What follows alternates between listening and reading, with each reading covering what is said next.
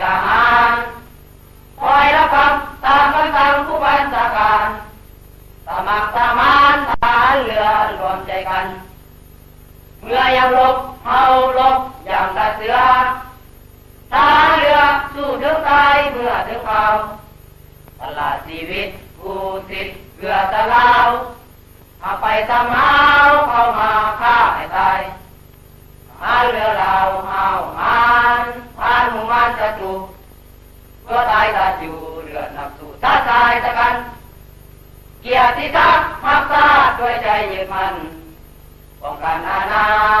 น้ำของเราเมื่อยามรบเฮารบอย่างจะเสือทหารเรือสู้ถึงตายเมื่อถึงข่าวตลาดชีวิตผู้สิทธิ์เรือตะลาวมาไปตามหาวเข้ามาฆ่าให้ตายทหารเรือเราเฮามันผ่านหมู่บ้านศัตรูตัวตายตาอยู่เรือนักสู้ท้าทายตะกันเกียรติศักดิ์รักษาด้วยใจยึดมั่นป้องกันอาณา